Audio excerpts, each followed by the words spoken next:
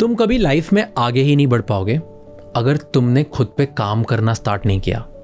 तो इसीलिए आज मैं ये वीडियो बना रहा हूँ जिसमें मैंने आज तक जो जो सीखा है मेरी गलतियों से, मेरे लाइफ की जर्नी से, मेरे एक्सपीरियंस में, और उन सब चीज़ों ने मुझे हेल्प किया है एक बेटर इंसान बनने में। लाइफ में ना कोई भी एक दिन नहीं आता चेंज होने का। छोटे छोटे डिसीजंस लेने पड़ते हैं डेली जो तुम्हें एक बेहतर इंसान बनाते हैं, जो तुम्हें पावरफुल बनाते हैं, जो तुम्हें लाइफ में हर चीज़ को अचीव करने लायक बनाता है। तो आज का वीडियो 4 पार्ट्स में डिवाइडेड है: wisdom, health, influence and relationships. मुझे लगता है ये चारों पार्ट इंसान की लाइफ में बहुत इंपॉर्टेंट होते हैं। इन चारों को अगर हम डेली इम्प्रूव करने की कोशिश करें तो हम एक बहुत बेहतर और सक्सेसफुल इंसान बन सकते हैं। मैं पूरे साल, हर साल रोज रात को हज़ारों चीज़ें लिखता हूँ जो मेरी मिस्टेक्स हैं और जो मैं ऑब्जर्व करता हूँ आसपास मेरे, और उनके बेसिस पे मैं ये पॉइंट्स बनाता हूँ जो मुझे भी हेल्प करते हैं आगे बढ़ने में। तो लेट्स गेट स्टार्टेड। ये पार्ट है इन्फ्लुएंस का। बहुत लोगों को लगता है कि ये तो गलत है, ये ट्रिक्स हैं, ये टेक्निक्स हैं, ये हैक्स हैं, ऐसा नहीं करना चाहिए। पर लाइफ में अगर आगे बढ़ना है ना तो हमें सीखना होगा कि कैसे हम पावरफुल बने, कैसे हम इन्फ्लुएंशियल बने। इनफैक्ट एक कोट है जो मुझे बहुत पसंद है। उसका मीनिंग ये है कि लाइफ में आप कितने सक्सेसफुल होते हो उसका डायरेक्ट कोरिलेशन है कि आप कितने ज़्यादा लोगों को इन्फ्लुएंस कर पाते हो अच्छी चीज़ के लिए। तो इसीलिए ये कुछ हैक्स हैं जो मैंने सीखे हैं मेरी लाइफ में, जिनसे आप लोगों के ऊपर और लोगों के साथ बेटर इन्फ्लुएंस प्रेजेंट कर सकते हो। तो ये सीख लो, बहुत हेल्प होगी। तो पहला पॉइंट है, डोंट बी इंटरेस्टिंग। हर कोई ये बोलता है कि इंटरेस्टिंग बनो, तुम लाइफ में ना बहुत इंटरेस्टिंग बनो यार, तुम्हें एक बहुत अमेजिंग बंदा बनना पड़ेगा, बहुत अमेजिंग बंदी बनेगी, तभी लोग तुम में इंटरेस्टेड होंगे। मैं बिलीव नहीं करता इस पे। मैंने इतने सालों में इतने कनेक्शंस बनाने के बाद ये सीखा है, instead of being interesting be interested. मतलब तुम अगर कितने भी इंटरेस्टिंग बंदे हो और तुम दूसरों के सामने जाके सिर्फ ये बता रहे हो कि तुम्हें ये आता है, तुम्हें वो आता है, तुम्हें, किसी को फर्क नहीं पड़ता। तुम किसी नए इंसान से अगर मिलते हो ना तो बी जेन्युइनली इंटरेस्टेड। तुम उन्हें जानने की कोशिश करो, क्योंकि तुम अगर उनमें इंटरेस्टेड होगे, उन्हें जानने की कोशिश करोगे जेन्युइनली, तो वो तुम में इंटरेस्ट लेंगे। This is the best technique to form connections instantly. और जिनसे तुम इंटरेस्टेड नहीं हो उन्हें इग्नोर करो। जेन्युइनली जो दिख रहा है इंटरेस्टिंग और तुम्हें लगता है कि उसे बात करनी चाहिए, जाओ और उनसे बात करो, क्योंकि तुम उनसे क्वेश्चंस पूछोगे ना तो वो बताएंगे। हर इंसान को बात करना पसंद है, उनके सुनने वाले कम है। तुम जाके एक सुनने वाला बनो। मेरा तो पूरा करियर उस पर बन गया है। तो तुम्हें भी ये बहुत हेल्प करेगा जितना ये मुझे हेल्प किया है। सो नेक्स्ट पॉइंट है, don't compliment on the way I look. तुम्हें अगर एक बहुत इंपॉर्टेंट एज चाहिए दूसरे लोगों के ऊपर, तुम चाहते हो कि तुम स्टैंड आउट करो अपने ऑफिस में, एक क्लब में, अपने दोस्तों में, तो start complimenting beyond physical attributes. मतलब जो तुम्हें दिख रहा है ना उसके ऊपर कॉम्प्लीमेंट मत करो सामने वालों को। तुम ये मत बोलो कि ओके आपके बाल बहुत अच्छे लग रहे हैं, आपकी शक्ल बहुत अच्छी लग रही है, आपकी स्माइल बहुत अच्छी है, आपकी आईज बहुत अच्छी है, आपका चश्मा अच्छा है, आपके जूते अच्छे हैं। ये ना बड़े शैलो कॉम्प्लीमेंट्स है, ये हर कोई करता है क्योंकि हर किसी को दिख रहा है। आज से तुम कॉम्प्लीमेंट करना स्टार्ट करो कैरेक्टर पे, इंटेलिजेंस पे, इमोशनल इंटेलिजेंस पे, इमोशनल स्टेबिलिटी पे। क्योंकि जब तुम इनके बारे में कॉम्प्लीमेंट दोगे ना तुम स्टैंड आउट करोगे, क्योंकि इसके बारे में कॉम्प्लीमेंट रेयरली कोई देता है। तो तुम जाके ये बताओ लोगों को कि यार जैसे तूने उस सिचुएशन में सोचा ना बहुत अच्छा था, I love the way you think, I love your thought process, I love the way you talk. तेरा एटीट्यूड उस टाइम पे जो था ना वो बहुत अच्छा था। जब ऐसी बातें करोगे तो बहुत डेप्थ होता है इनमें and you automatically stand out.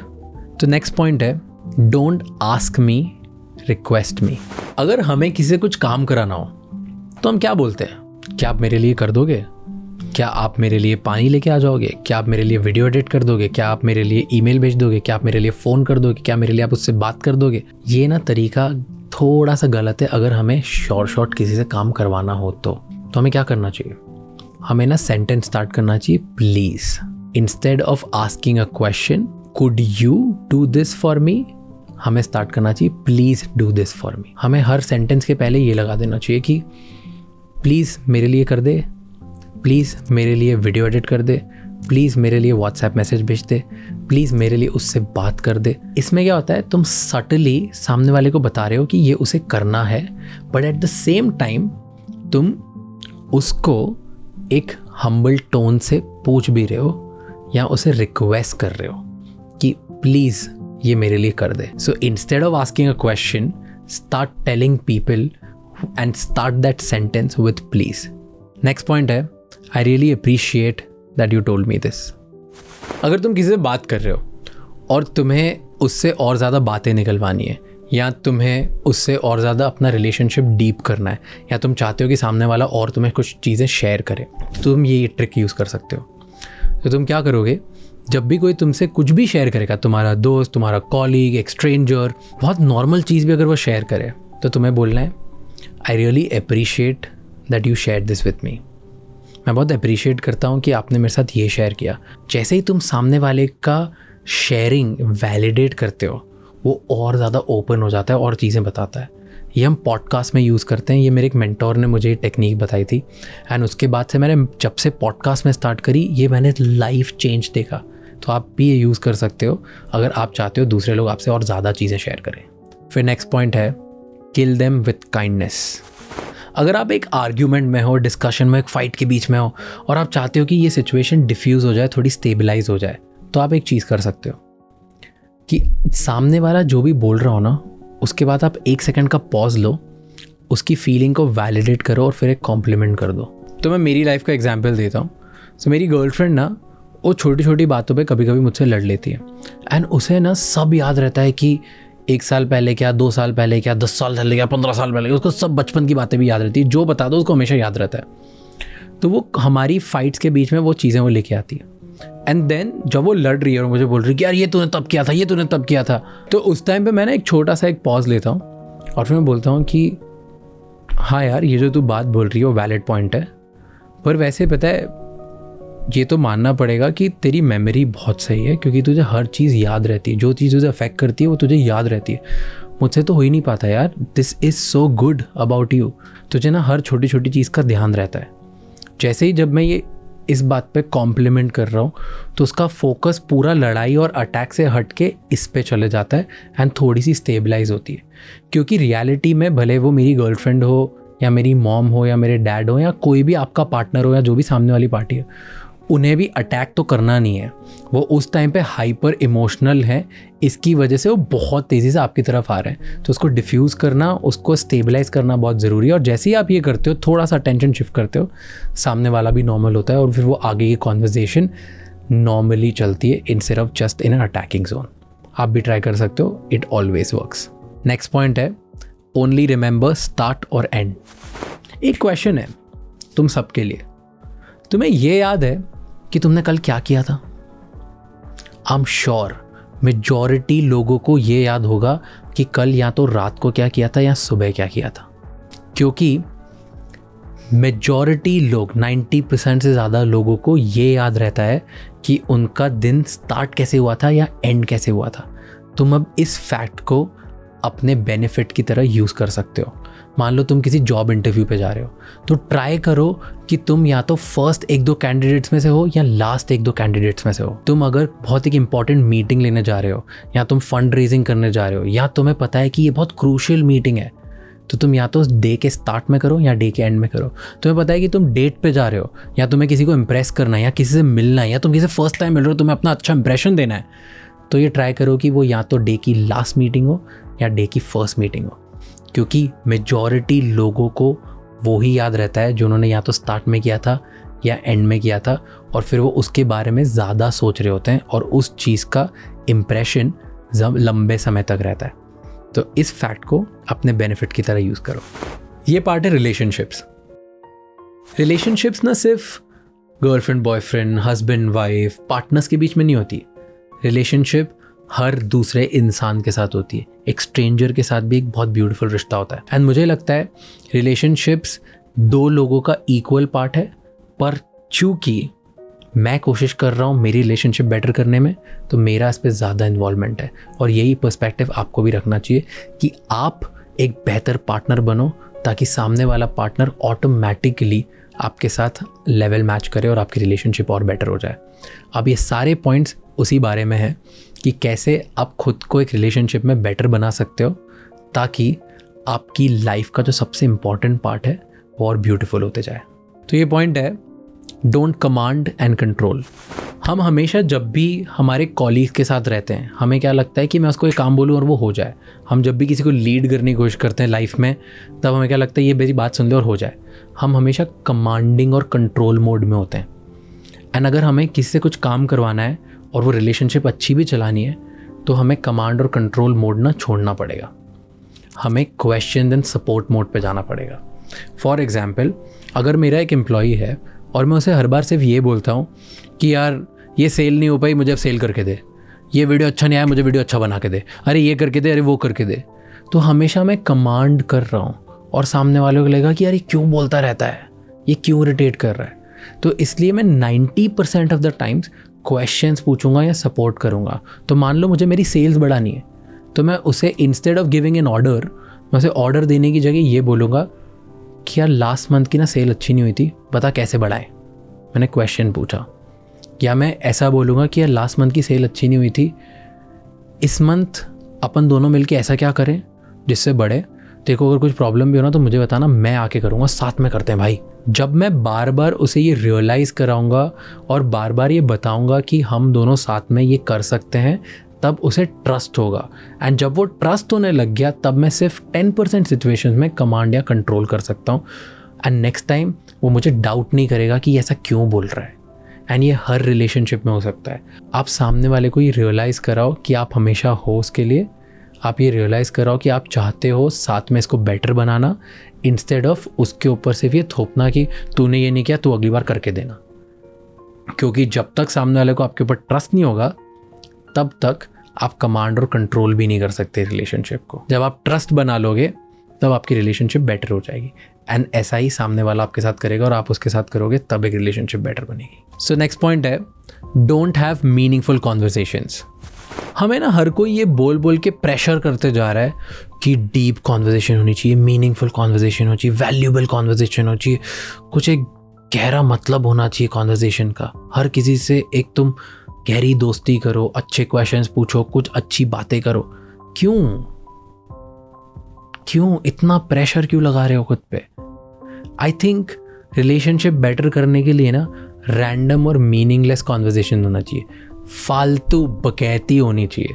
क्योंकि जब तुम दोस्तों के साथ सिर्फ बैठे हो और ये प्रेशर नहीं है कि तुम्हें कुछ बहुत इंपॉर्टेंट बातें करनी है या बहुत वैल्यूएबल बातें करनी है, तभी तो दोस्ती गहरी होती है। एग्जाम्पल, तुम्हारे जो बचपन से फ्रेंड्स हैं, स्कूल के, कॉलेज के, उनके साथ बैठ के कभी तुम्हें याद है कि तुमने बहुत दिमागदार वाली बातें करी है, खतरनाक, बहुत इंपॉर्टेंट कि देश कैसे चलेगा, कुछ बातें करी?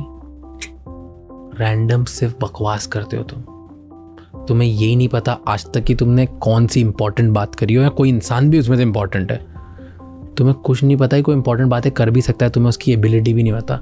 बट वो सालों से जो तुम बकवास करते जा रहे हो, उन बकवास के बीच में तुम लोगों का बॉन्ड इतना स्ट्रांग हो गया है कि आज तुम एक दूसरे के लिए सब कुछ छोड़ने के लिए रेडी हो। इतनी वैल्यूएबल वो फ्रेंडशिप होती है। तो वो वैल्यूएबल फ्रेंडशिप कैसे बनी? रैंडम मीनिंगलेस कॉन्वर्सेशंस के साथ, जहाँ पे तुम्हें सिर्फ मज़ा आता था। तो इस साल ना ज़्यादा मीनिंगलेस कॉन्वर्सेशंस करो, क्योंकि उन मीनिंगलेस कॉन्वर्सेशंस में ही बहुत सारे वैल्यूएबल रिलेशनशिप्स बन जाएंगी। नेक्स्ट पॉइंट है, don't give me solutions.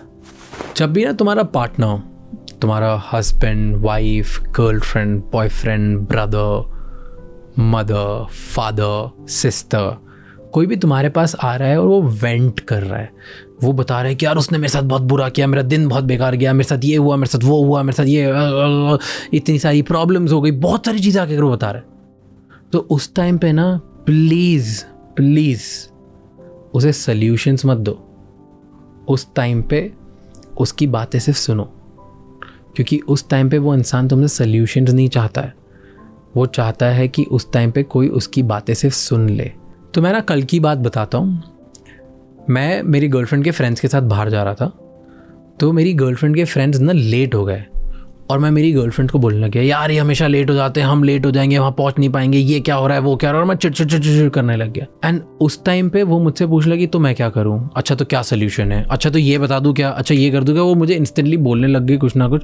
And उस टाइम में मुझे लग रहा था कि यार मैं चाहता ही नहीं हूँ कि कुछ मुझे जवाब दे, मैं चाहता ही नहीं हूँ कि मुझे कोई सोल्यूशंस दे, मैं ये चाहता हूँ कि सुने, क्योंकि मैं चिढ़ रहा हूँ एट दिस पॉइंट। मैं से वेंट करना चाहता हूँ कि यार ये सामने वाले लेट हो गए हैं, इसकी वजह से हम भी लेट हो गए हैं।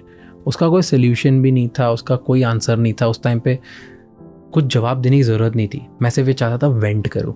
ऐसी बहुत सारी सिचुएशंस आती है हम सबकी लाइफ में जहाँ सामने वाले को वेंट करना होता है, उसे सिर्फ ये बताना होता है कि मैं इस बात को लेके बहुत गुस्सा हूँ, मैं इस टाइप पे बहुत वरी कर रहा हूँ। तो उस टाइम पे सिर्फ बातें सुनो, कोई सोल्यूशन देने की कोशिश मत करो। Next point, stop saying this to women. हम क्या करते हैं, हम बोलते हैं कि यार इतना टेंशन लेने वाली तो बात ही नहीं है, तुझे इतना टेंशन लेना ही नहीं चाहिए, यार तुझे ऐसा फील ही नहीं करना चाहिए, यू शुडंट फील दिस वे, ये गलत सोच रही है, गलत फील कर रही है तू। हमें ये सब बोलना छोड़ना पड़ेगा, बिकॉज हम कैसे डिसाइड कर सकते हैं कि उसे क्या फील हो रहा है, उसे कितना टेंशन लेना चाहिए, या ये कितनी बड़ी बात है, हम डिसाइड नहीं कर सकते। और जब भी हम ये बोलते हैं ना कि तुझे ऐसा करना चाहिए, ऐसा नहीं करना चाहिए और ऐसा फील नहीं करना चाहिए, उस टाइम पे टेक्निकली हम उसे बता रहे हैं कि उसकी फीलिंग्स की कोई वैल्यू नहीं है। वो जो समझाने की कोशिश कर रही है, हम उसे रिपेल कर रहे हैं, हम उसे समझने की कोशिश नहीं कर रहे हैं। मे बी वो बात बहुत छोटी हो, बट उस टाइम पे हमें वो समझने की कोशिश करना पड़ेगा कि उसके लिए वो बात कितनी बड़ी है, छोटी है।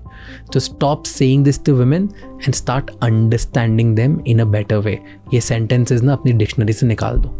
अब लड़कों का पॉइंट हो गया, तो next point is for all the women, stop saying this to main.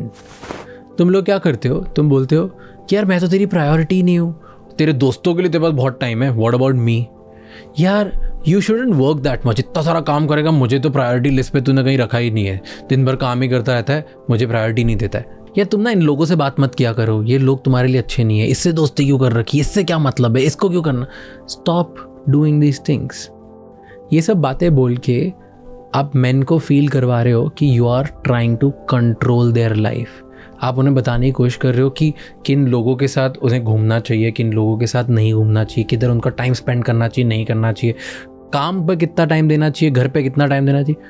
Don't do that, tell it in a better way, not like this. जैसे ही तुम उन्हें बोलते हो कि ये करना चाहिए और ये नहीं करना चाहिए, मैन फील कि आप उन्हें कंट्रोल करने की कोशिश कर रहे हो, and that's where men try to get away from it, because men do not want to be in really controlled environments. तो next point है never cry alone. ये हम सबको ना रूल बना लेना चाहिए, हम सबकी सारी रिलेशनशिप्स में, हमारे सारे फ्रेंड्स के साथ ये रूल बना देना चाहिए कि हम लोग कोई भी अकेले नहीं रोएंगे। हमेशा हमें ये बोला जाता है कि अकेले बैठो, अकेले में रो, वेंट इट आउट। नहीं, जब हम रो रहे होते हैं ना, हम सबसे वीक होते हैं। एट दैट पॉइंट जब हम वीकेस्ट होते हैं, जब हमें ना उस टाइम पे कोई एक साथी चाहिए होता है, कोई कंपेनियन चाहिए होता है। आप दोस्तों को ये बता दो कि भाई या बहन, मैं तेरे साथ हूँ, जब भी तू रोएगा या रोएगी, तुझे मुझे या तो फ़ोन लगाना है या मुझे बुलाना है, साथ में बैठेंगे। एंड जब अगर आपके साथ ऐसा हो रहा है, तब आप भी दूसरों को फ़ोन लगाओगे, because you should have people around you. That's the best feeling. And कोई आपके सामने अगर रो रहा है, तो करना क्या है उस टाइम पे, आपको सल्यूशंस नहीं दे रहे हैं। You don't have to be mister fix it. आपको उस टाइम पे उन्हीं के साथ उस कीचड़ में सिर्फ बैठना है। एकदम अगर लो पॉइंट है और एकदम ऐसा एकदम शैलो पॉइंट है ना किसी की लाइफ का, तो उस टाइम पे उसके साथ सिर्फ बैठना है, उसी पॉइंट में sit in that mud with them. Don't try to fix them. उस टाइम पे सिर्फ वो लेट इट बी। और ये आज से रूल मैंने भी बनाया है, आप लोग भी बना लो। नेक्स्ट पॉइंट है ट्रिगर्स आर गुड। हमें हमेशा ये बताया जाता है कि कोई सामने वाला अगर आपको बहुत गुस्सा दिला रहा है या चिढ़ा रहा है या ट्रिगर कर रहा है किसी बात पे, तो बहुत गलत बात है, ये बहुत अच्छी बात है।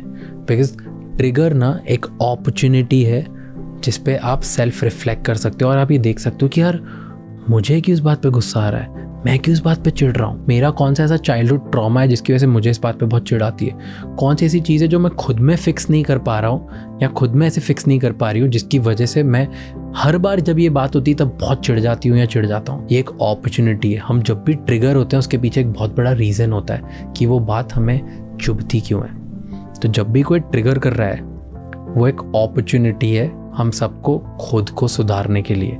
तो जो भी आसपास आपके लोग आपको ट्रिगर कर रहे हैं उन्हें थोड़ा पास रखो, क्योंकि वो आपको एक बेहतर इंसान बनाने में हेल्प करेंगे। थोड़ा सा डिफरेंट पर्सपेक्टिव है बट इट रियली हेल्प्स। ये पार्ट है हेल्थ। मैंने ना मेरी लाइफ में सबसे ज़्यादा इग्नोर करा है हेल्थ को। मैं हमेशा अपने ड्रीम्स, एम्बिशन, सक्सेस के पीछे इतना भागते रहा कि मैंने अपनी हेल्थ को सबसे ज़्यादा इग्नोर किया। ना मैं टाइम पे खाता था, ना टाइम पे सोता था, ना टाइम पे वर्कआउट करता था। मैंने बहुत इग्नोर किया और उसकी वजह से अब थोड़े थोड़े मुझे हेल्थ इश्यूज़ होने लगे तो मुझे बहुत डर लगने लगा। इसकी वजह से लास्ट 1 साल से मैं काफ़ी एक्टिवली अपने आप पे ध्यान दे रहा हूँ। एंड ये हर किसी को जान लेना चाहिए कि अगर हेल्थी नहीं है, हम खुद ही हेल्दी नहीं है, तो क्या ही करेंगे बाकी सब चीज़ों का। क्या करेंगे लोगों को इन्फ्लुएंस करके, क्या करेंगे लोगों के साथ रिलेशनशिप बेटर करके, क्या करेंगे लोगों के साथ बहुत सारा पैसा बना के। इसीलिए ये पार्ट बहुत इंपॉर्टेंट है। इसमें पॉइंट्स बहुत कम है क्योंकि मैं खुद इसमें नया अभी आया हूँ, पर over the period of time I promise ये साल मेरी हेल्थ का सबसे इम्पॉर्टेंट साल होगा। एंड बाय द टाइम ये साल एंड हो मैं मेरी लाइफ का सबसे हेल्दी वर्जन बनूंगा। आपको भी यही ट्राई करना चाहिए। तो ये पॉइंट है मेंटल फिटनेस। हर साल जब हम न्यू ईयर की बात करते हैं तब हम ऑटोमेटिकली ये सोचते हैं कि यार मैं इस साल ना ऐसा रेजोल्यूशन बनाऊंगा जिसमें मैं फिट हो जाऊंगा। तो हम बोलते हैं कि किसी को मोटा होना है, किसी को पतला होना है, किसी को बॉडी बनानी है, किसी को नहीं बनानी है, किसी को ज़्यादा चलना है, किसी को ज़्यादा स्टैमिना बढ़ाना है, हम जिम की मेंबरशिप ले लेंगे। हम हमेशा बात करते हैं फिजिकल फिटनेस की। इस साल ये डिसाइड करो कि जिस तरीके से तुम्हारे फिजिकल फिटनेस गोल्स हैं ना, उसी तरह तुम्हारे मेंटल फिटनेस गोल्स भी होंगे। हम सबको इतनी तेज़ी से मेंटल फिटनेस की ज़रूरत है दैट बहुत लोग तो ये रियलाइज़ भी नहीं करते। एंड स्पेशली इंडिया में जहाँ पे डिप्रेशन सबसे ज़्यादा है। तो मेंटल फिटनेस मतलब क्या? हमें जिस तरह से हम हमारी बॉडी को ट्रेन करते हैं उसी तरह हमारे ब्रेन को भी ट्रेन करना पड़ेगा, ज़्यादा कॉन्फिडेंट फील करने के लिए, ज़्यादा फुलफिल्ड फील करने के लिए और ज़्यादा सफिशिएंट फील करने के लिए, ताकि हमें लोनली ना लगे। तो ये कैसे हो सकता है? हम छोटी छोटी चीज़ें ऐसी करें डेली जिससे हमारे ब्रेन को लगता है कि हम चीज़ें अचीव कर रहे हैं और हमारा कॉन्फिडेंस बढ़ रहा है। कैसे हो सकती है छोटी चीज़ें? बस एक डिसीजन लेके और उस डिसीजन को अचीव करके। जैसे मान लो कि आज तुमने डिसाइड किया कि आप 2 टाइम ब्रश करोगे, मॉर्निंग में भी, नाइट में भी। जब आपने वो किया तो ब्रेन को लगेगा कि यार आप जो सेट करते हो वो अचीव कर लेते हो, वो आपको कॉन्फिडेंट बनाता है। तो डेली कुछ एक ऐसा डिसीजन लो जो आप अचीव कर पाओ, जिसकी वजह से आपका ब्रेन ज़्यादा कॉन्फिडेंट हो पाएगा। एंड इसी तरह से आप मेंटल फिटनेस के ऊपर भी काम करना स्टार्ट कर दो। बहुत छोटी छोटी चीज़ें बट बहुत लंबे समय तक हेल्प करेगी। नेक्स्ट पॉइंट है 1 मिनट प्लैंक। हम सबको specially phones, laptop, computers, technology आने के बाद एक प्रॉब्लम आ गई है। भले हम 18 साल के बच्चे हैं या हम 75 ईयर ओल्ड के सीनियर सिटीजन हैं, that is lower back pain. हम सबकी लोअर बैक ना बहुत दुखने लग गई क्योंकि हम लंबे समय तक बैठे रहते हैं और सबको प्रॉब्लम है, क्योंकि कोई टेढ़ा बैठा है, कोई मेढ़ा बैठा है, कोई कैसे ही बैठा हुआ है। एंड इसको ट्रीट करने का एक बहुत छोटा सा सिंपल सा ट्रिक है, एक हैक। 1 मिनट डेली ना 1 मिनट का प्लैंक कर दो। मुझे बहुत प्रॉब्लम थी लोअर बैक पेन की। जैसे ही मैं 1-2 घंटे भी अगर बैठ जाता था ना सिस्टम के सामने या पॉडकास्ट पे या मीटिंग में, मेरा लोअर बैक पेन स्टार्ट हो जाता था और घर आके रात को एकदम ऐसे अकड़ जाती थी पीठ। तो जैसे ही मैं रोज़ सुबह उठता हूँ, रोज़ सुबह उठ के मैं 1 मिनट का प्लैंक कर लेता हूँ। बेड से उतरते से ही सबसे पहले मैं 1 मिनट का प्लैंक कर लेता हूँ, सिर्फ 1 मिनट। ये मेरे डॉक्टर ने मुझे बोला था करने के लिए, और जब से मैंने ये डेली करना स्टार्ट किया मुझे बहुत हेल्प करी। एक छोटा सा हैक है 1 मिनट का, कभी भी करो पूरे दिन में। मेरे लिए वर्क करता है सुबह उठते से। आप डिसाइड करो कब करना है। नेक्स्ट पॉइंट है अ बोल ऑफ सैलेड। अभी रिसेंटली ना गौरव तनेजा मेरे पॉडकास्ट पे आए थे और उन्होंने मुझे बताया कि उन्होंने अपनी शुगर लेवल टेस्ट करी। तो जब उन्होंने एक आइसक्रीम खाई तो उनकी शुगर एकदम से बहुत स्पाइक करी। फिर नेक्स्ट डे उन्होंने आइसक्रीम खाई, लेकिन आइसक्रीम खाने से पहले उन्होंने एक बोल सैलेड खा लिया, एक कटोरी एक प्लेट भर के सिर्फ एक सैलेड खा लिया, और फिर उन्होंने अपना टेस्ट किया तो उनकी जो शुगर स्पाइक थी वो लास्ट टाइम से आधे से भी कम बढ़ी। एंड इसका मतलब ये था कि अगर जंक से पहले वो सैलेड खाते हैं तो शुगर बॉडी में कम स्पाइक करती है। फिर मैंने मेरे न्यूट्रिशनिस्ट से भी पूछा एंड उन्होंने भी यही बोला कि जब भी मुझे जंक खाना हो उसके पहले मैं अगर एक बोल सैलेड खा लूँ तो जंक का असर मेरी बॉडी पे कम होगा। वैसे जंक फूड खाना नहीं चाहिए, प्रोसेस फूड खाना नहीं चाहिए, पैकेज फूड खाना ही नहीं है, बट वो मेरे लिए पॉसिबल नहीं है थोड़ा सा, क्योंकि मुझे ना जंक फूड खाने में, प्रोसेस फूड खाने में बड़ा मज़ा आता है। तो जब मज़ा आता ही है तो वाई नॉट उसका असर मैं थोड़ा कम कर दूँ। इसकी वजह से मैंने ये एक हैक स्टार्ट किया एंड इसकी वजह से मेरी बॉडी की health levels, energy levels and stamina काफ़ी अच्छा रहता है। So start using this. जब भी जंक खाना है तब सैलेड खा लो, क्योंकि उससे भूख तो वैसे ही थोड़ी कम हो जाएगी एंड उसके बाद फाइबर्स बॉडी में बहुत बढ़ जाएंगे जो आपके लिए बेनिफिशियल होगा। Next point, paraben free life. Paraben ना हम सबकी बॉडी के लिए बहुत ख़राब है। वो मेजरली परफ्यूम्स में डलता है, अलग अलग फ्रेग्रेंसेस में डलता है, डिओड्रेंट्स में डलता है, कॉस्मेटिक्स में डलता है, क्रीम्स में डलता है, फेस वॉशेस में डलता है, बहुत सारी चीज़ों में डलता है। अगर you are a man then आपके टेस्टोस्टेरोन लेवल्स भी कम हो सकते हैं पैराबेन से, ये प्रूवन है। And if you are a women आपकी फर्टिलिटी पे फ़र्क पड़ सकता है, क्योंकि पैराबेन इतना ज़्यादा टॉक्सिक है जो हम रियलाइज़ नहीं कर रहे हैं, बाद में हमें इससे बहुत प्रॉब्लम्स होगी। कोई भी परफ्यूम यूज़ करो, कोई भी फेस वॉश यूज़ करो, कोई भी प्रोडक्ट यूज़ करो, बट ये चेक करो कि पैराबेन फ्री होना चाहिए। और अगर आपको हमारी परफ्यूम्स देखनी है तो लिंक है डिस्क्रिप्शन में, आप जाके चेक कर लो। हमने ये सारी चीज़ें ध्यान में रख के बनाई है कि ना ही उससे टेस्टोस्टेरोन कम हो, ना ही उससे कोई दूसरा इफ़ेक्ट पड़े। इसकी वजह से हम उसको सेफ़ एंड सिक्योर वे में बनाते हैं। बट इस साल ये डिसाइड कर लो कि लाइफ पैराबेन फ्री होगी इसी पॉइंट से। ये पार्ट है विजडम। वेल, मैं कोई इतना ज़्यादा बड़ा या एक्सपीरियंस इंसान नहीं हूँ जो बहुत ज़्यादा विजडम दे सके, पर मुझे ऐसा लगता है कि कुछ पॉइंट्स हैं जो मैंने सीखे हैं, ऑब्जर्व करें, मेरे आसपास जो लोग हैं और जो मेरे साथ पॉडकास्ट पे लोग आते हैं और मेरे जो माँ बाप ने सिखाया है, उन सब से मुझे कुछ विजडम मिली है, या उन सबको ऑब्जर्व करके साइलेंटली मैंने कुछ मेरी लाइफ में इम्प्लीमेंट किया है। वो मेरी एक छोटा सा ना विजडम का खजाना बन चुका है, जिसने मेरी लाइफ को बहुत बेटर किया है, और मैं वही शेयर करना चाहता हूँ आप लोगों के साथ। ये पॉइंट है नीड्स वर्सेस वांट्स। हमारी पेरेंट्स की जनरेशन को एक चीज़ बहुत अच्छे से आती है जो हमें नहीं आती, वो है अपनी नीड्स एंड वांट्स को डिफरेंशिएट करना। जब भी मैं मेरे पापा के पास जाता हूँ कि पापा आप बेटर फ़ोन ले लो, आपका बिज़नेस बहुत बढ़ेगा, इससे आपके बिज़नेस के लिए अच्छा होगा, पापा बोलते नहीं यार अभी ज़रूरत नहीं है। फिर मैं उनसे बोलता हूँ यार ये बेटर शर्ट ले लो, आप मीटिंग्स में और ज़्यादा प्रेजेंटेबल दिखो, नहीं यार अभी ज़रूरत नहीं है। हमेशा वो मुझे बता देते हैं कि उनकी ज़रूरत क्या है और उनको क्या ज़रूरत नहीं है, लाइफ में उनके लिए क्या अपग्रेड है और क्या इम्पॉर्टेंट है। और ये ना हम लोगों की जनरेशन को इतने अच्छे से नहीं आता।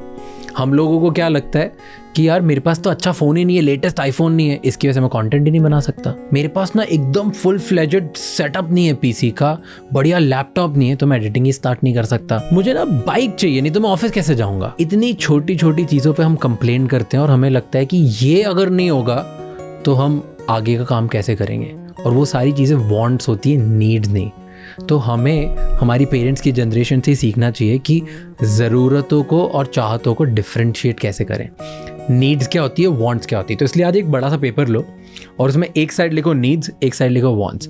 कौन सी ऐसी चीज़ें जो एकदम ज़रूरी है तुम्हें लाइफ में आगे बढ़ने में, जो तुम्हें चाहिए ही चाहिए, जो होनी चाहिए, नहीं तो उसके बिना कुछ हो नहीं पाएगा। एंड देन एक साइड वांट्स लिखो कि अगर ये होता तो बेटर होता। कौन कौन सी चीज़ें कि अगर ये होता तो बहुत बेटर होता। इन दोनों के बीच में डिफरेंशिएट करना सीखो। मैं मेरी लिस्ट लगाता हूँ, तुम उस लिस्ट को देख के अपनी लिस्ट भी देखो। नेक्स्ट पॉइंट है माई रेड फ्लैग्स। हर साल ना हम क्या करते हैं, हम दूसरों में रेड फ्लैग ढूंढने की कोशिश करते हैं कि इस लड़की में ये रेड फ्लैग हैं, इस लड़के में ये रेड फ्लैग हैं, इसमें ये रेड फ्लैग है, इसमें ये गंदी बात है, इसमें वो गंदी बात है। पर हम खुद के अंदर क्या रेड फ्लैग्स हैं ये तो कभी देखते ही नहीं है। तो इस साल डिसाइड कर लो कि हम दूसरों के बारे में गॉसिप करने से ज़्यादा या दूसरों के बारे में रेड फ्लैग्स निकालने से ज़्यादा हम खुद के अंदर रेड फ्लैग्स देखेंगे और उसको सुधारेंगे, उन रेड फ्लैग्स को ग्रीन करेंगे। जैसे मैं अपना खुद का एग्जाम्पल देता हूँ। मैं जब भी किसी से लड़ता हूँ, मेरे भाई से, मेरी गर्लफ्रेंड से, मेरे मॉम से, मेरे डैड से, मैं हमेशा बोलता हूँ यार क्या लड़ाई कर रहे हो, बंद करो इसको। जब भी हम लड़ाई करते हैं 10 मिनट होती है हमारी, आर्ग्यूमेंट होती है, डिस्कशन होता है, उतने में बोलता यार बंद करो, कल बात करेंगे, मुझे सोना है, मुझे जाना है, मैं निकल जाना है। फिर ना एक बार जब मैं लड़ रहा था मेरे भाई से, उसने मुझे बोला अबे तूने खुद को देखा है क्या, तू क्या कर रहा है। एंड तब मुझे रियलाइज़ हुआ कि प्रॉब्लम मुझ में, ये रेड फ्लैग मेरा है कि मैं सामने वाले को सुनता ही नहीं हूँ और उसको समझने की कोशिश ही नहीं करता हूँ। मे बी उनका एक वैलिड पॉइंट है, मे बी उनका वैलिड पॉइंट नहीं है, लेकिन वो मुझे कुछ समझाना चाह रहे हैं, पर मैं कभी रुक के सुनता ही नहीं था। तो उसके बाद से मैंने ये डिसाइड किया कि मैं खुद के रेड फ्लैग्स देखूंगा और मैं खुद में क्या गलत कर रहा हूँ वो देखूंगा, ताकि मैं सामने जब नेक्स्ट टाइम लड़ूँ तो वो ओवरऑल सिचुएशन बेटर कर दूँ, ना कि उसको उसी टाइम कट करके आगे बढ़ जाऊँ। Next point, start taking small decisions. हम ना लाइफ में डिसीजंस ही नहीं ले पाते। हमको ना कभी स्कूल ने सिखाया, ना कॉलेज ने सिखाया, ना हमारे आसपास के लोगों ने सिखाया कि डिसाइड कैसे किया जाता है। ये पता है ब्रेन को ट्रेन करके सिखाया जाता है। हमारी लाइफ में जब भी बड़े डिसीजंस होते हैं हम बड़े कंफ्यूज हो जाते हैं, हमें पता ही नहीं कि यार ये सही होगा नहीं होगा, लेना है नहीं लेना है, क्या करना है पता नहीं। तब हम लोगों से पूछना स्टार्ट करते, जो सही लोग नहीं उनसे भी पूछना स्टार्ट कर देते हैं, और उन सब के बीच में हम कंफ्यूज हो जाते हैं क्योंकि हमारे आसपास इतने ऑप्शंस, इतनी चॉइसेस, इतनी चीज़ें कि हमें पता ही नहीं डिसाइड कैसे करना है। इनफैक्ट एक सर्वे था कि 86% जेनजी को मेन्यू एंजाइटी है। मतलब जब हम रेस्टोरेंट पर जाते हैं और मेन्यू कार्ड देखते हैं तब हम एंशियस हो जाते हैं कि यार क्या ऑर्डर करूं, पता ही नहीं है क्या करूं, इतने सारे ऑप्शंस हैं। हर किसी के साथ ये होता है। तो आज से ना छोटे छोटे डिसीजंस लेना स्टार्ट कर दो कि मैं कौन से कलर के कपड़े पहनूंगा, मैं कहाँ जाऊंगा, मैं क्या खाऊंगा, मेरे को किस रेस्टोरेंट में जाना है, इतने सारे वीडियोस में से, इतनी सारे मूवीज़ और टीवी शोज़ में से मैं क्या देखूंगा। कंफ्यूज मत हो, जो भी हो वो डिसाइड कर लो, क्योंकि जब तुम छोटे डिसीजंस लोगे तब तुम्हारा ब्रेन ट्रेन होगा बड़े डिसीजंस लेने के लिए, और लाइफ में बड़े डिसीजन तुम आसानी से ले पाओगे। अपने ब्रेन को ट्रेन करना स्टार्ट करो। So start taking small decisions. The next point है लेस देन 1 मिनट।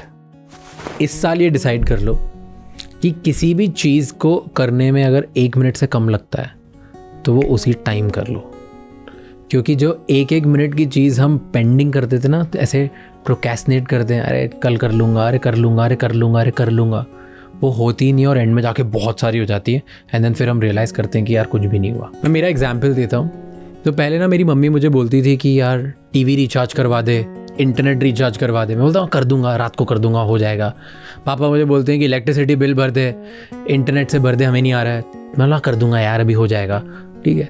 फिर मुझे ब्लड टेस्ट कराना है, पता है मुझे 1 मिनट लगेगा ब्लड टेस्ट कराने में, लेकिन मैं कर दूंगा। एंड ये कर दूंगा के चक्कर में मैं 6 महीने लगाता हूँ, कर ही नहीं देता हूँ। मम्मी की टीवी बंद हो जाती है 4 दिन बाद, पापा के इलेक्ट्रिसिटी बिल के ऊपर उनको फाइन लग जाता है, और मैं मेरा ब्लड टेस्ट साल भर तक नहीं करा पाता हूँ। इन सब चीज़ों को क्योंकि मैं टालते जाता हूँ, ये सारी छोटी छोटी चीज़ें बाद में बहुत बड़ी बन जाती है। एंड उस टाइम पे हम रियलाइज़ भी नहीं करते कि सामने वाले को या हमको खुद को कितना इनकन्वीनियंस कॉज होगा ये 1 मिनट का स्किप करने पे। तो इसलिए जो भी ऐसे 1 मिनट के अंडर में काम हो जाते हैं ना, छोटे छोटे से, भले वो OTP देना हो या अप्रूवल देना हो या किसी से बात करना हो या किसी को फ़ोन करना हो या कोई बिल भरना हो, वो सब हाथ के हाथ करके ख़त्म करो, क्योंकि हाथ के हाथ हो गया तो हो जाएगा। नेक्स्ट पॉइंट है it's okay to be stuck. हर सक्सेसफुल इंसान इस एग्जैक्ट फेज से गुजर चुका है जिससे तुम गुजर रहे हो। इस फेज में जहाँ तुम्हें लग रहा है ना कि तुम स्टक हो, तुम्हें नहीं पता कि आगे क्या करना है, जो तुम करते आ रहे हो सही है कि नहीं है, तुम्हें बहुत लोनली फील हो रहा है क्योंकि जो तुम्हारे पुराने दोस्त हैं वो प्रॉब्ली तुम्हारी इस स्टेज को समझ नहीं पा रहे, और जो आगे जिनको तुम चाहते हो कि तुम्हारे दोस्त बने, तुम उस लेवल तक पहुँच नहीं पाए हो। तो तुम्हें बड़ा स्टक फील हो रहा है कि यार मैं सही कर रहा हूँ, गलत कर रहा हूँ, क्या मैं सेल्फिश तो नहीं हो रहा हूँ, क्या मैं लोनली हूँ। कुछ भी नहीं है ऐसा। It's okay to feel this way. तुम स्टक नहीं हो, तुम गलत नहीं हो, तुम सेल्फिश नहीं हो। ये फीलिंग ग्रोथ की है। इस फेज़ में ऐसा होगा, बट जो तुम आज तक करते आए हो, जिसकी वजह से तुम इस फेज़ में आए हो ना, वो ही करते जाओ, क्योंकि यही तुम्हें आगे भी लेके जाएगा। तो तुम्हें गलत फील करने की कोई ज़रूरत नहीं है। हर सक्सेसफुल इंसान इस फेज़ से जा चुका है, एंड तुम भी इसी फेज़ से गुजर रहे हो। तो it's okay to feel stuck. Next point है फिक्स इट डेली। ये सबसे इंपॉर्टेंट पॉइंट है जो मुझे लगता है। तुम आज जिस भी जगह पे हो, क्या तुम हैप्पी हो? अगर तुम हैप्पी हो, तुम्हें लगता है कि यही वो जगह जहाँ मैं डिज़र्व करता हूँ और मुझे इतना ही पहुँचना है, तो ये पॉइंट स्किप कर दो। बट तुम्हें लगता है कि यार वो ये जगह नहीं है जहाँ तुम्हें पहुँचना और तुम इससे बहुत आगे जा सकते हो, देन ये पॉइंट तुम्हारे लिए। तो अगर तुम्हें लगता है जहाँ तुम्हें पहुँचना है वो आज तुम नहीं पहुँच पाए हो, तो आज रात को बैठो और ये क्वेश्चन पूछो, where do I need to reach? मुझे कहाँ पहुँचना है, क्या ऐसा है जो मुझे अचीव करना है, एंड उसके लिए मुझे क्या करना होगा जो आज मैंने नहीं किया। मैं ये खुद से रोज़ पूछता हूँ और तुम भी खुद से रोज़ पूछना स्टार्ट करो। इससे जो इम्प्रूवमेंट आएगा लाइफ में, शायद किसी और चीज़ से इतना ज़्यादा नहीं आएगा। वो आइडेंटिफाई करो एंड रोज़ उस पर काम करना स्टार्ट करो। एंड लास्ट पॉइंट है हेल्प अदर्स। ये है लास्ट पॉइंट और ये सबसे इंपॉर्टेंट पॉइंट है। हम ना हमेशा लाइफ में ये सोचते हैं कि मैं बेहतर कैसे बनूं, मैं जीतूं कैसे, मैं सक्सेसफुल कैसे बनूं, मैं खुद की हेल्प कैसे करूं, मैं अचीव और ज़्यादा कैसे कर सकता हूं, मैं। इनफैक्ट पूरा का पूरा एक सेक्शन होता है इंटरनेट पे, बुक्स पे, और इतनी सारी बुक्स हैं सेल्फ हेल्प, खुद की हेल्प कैसे करें। बट पता है ज़्यादा इंपॉर्टेंट क्या है? Help others. हमें कभी कोई सिखाता ही नहीं है, और ना इसके ऊपर कोई बुक है और ना इसके ऊपर कोई वीडियोज़ हैं कि हम दूसरों की हेल्प कैसे करें। और अगर हमें बेहतर बनना है और आसपास की पूरी सोसाइटी को बेहतर बनाना है और पूरी कंट्री को अगर बेटर करना है, तो फिर हमें ये सीखना पड़ेगा कि हम दूसरों की हेल्प कैसे कर सकते हैं। हम अपने दोस्तों की हेल्प कैसे कर सकते हैं, अपने व्यूअर की हेल्प कैसे कर सकते हैं, अपने कस्टमर की हेल्प कैसे कर सकते हैं, अपने फैमिली मेम्बर्स की हेल्प कैसे कर सकते हैं। How can we help others, हमें ये सीखना पड़ेगा। तो 2024 में एंड 2025 में एंड 2026 में और हर साल हम आज से ना ये तय करते हैं कि हम ये सीखने की कोशिश करेंगे कि दूसरों की हेल्प कैसे कर सकते हैं। मुझे वो नहीं आता, प्रॉबेबली आपको भी नहीं आता होगा, पर साथ में अगर कुछ आइडियाज़ हैं तो शेयर करो मेरे साथ कमेंट्स में, ताकि हम एक दूसरे से सीख के सबकी हेल्प कर पाएँ। एंड ये सबसे इम्पॉर्टेंट पॉइंट है। वेल, ये सारे पॉइंट्स तो आपने देख लिए, पर इनका ना कोई मतलब नहीं निकलना है अगर आप अपनी लाइफ में ये इम्प्लीमेंट नहीं करते और अप्लाई नहीं करते हो। ये सब ना मैंने मेरी लाइफ में इम्प्लीमेंट करे और उनकी वजह से मेरी लाइफ बहुत बेटर हुई है। ये इतने सारे पॉइंट्स हैं कि एक साथ सबको अप्लाई करना बहुत डिफिकल्ट है। इसीलिए आप एक काम करो कि हर महीने सिर्फ 2 इम्प्लीमेंट करो। 24 पॉइंट्स हैं, साल भर में आराम से कवर हो जाएंगे। मैं भी एक पॉइंट एक दिन में, एक हफ्ते, एक महीने में करता था आराम से, और उसके बाद मैंने ये बिहेवियरल हैक्स मेरी लाइफ में लेके आया हूँ। मैं ये जानना चाहता हूँ कि क्या आप ऐसे और वीडियोस देखना चाहते हो जहाँ पे मैं सिर्फ सोलो आपके सामने आऊँ और मेरी लाइफ की लर्निंग्स, मिस्टेक्स और सारी वो चीज़ें बताऊँ जिनसे मुझे मेरी लाइफ में हेल्प हुई है आगे बढ़ने के लिए। मैं मेरी स्टोरी बताऊँ और मेरी सारी मिस्टेक्स आपके सामने रखूँ। मुझे कमेंट्स में बताओ और बताओ कि मैं इसको और बेहतर तरीके से कैसे बना सकता हूँ, और ऐसे वीडियोज़ आपको देखने भी हैं कि नहीं देखने हैं। Well, I am Raj Shamani and I'm just a young Indian man who's constantly figuring out how all of us can get better. मेरी सिर्फ इतनी सी कहानी है और मैं ये कोशिश कर रहा हूँ कि आप, मैं, हम सब कैसे बेहतर बन सकते हैं। Until the next episode, keep figuring out and Happy New Year.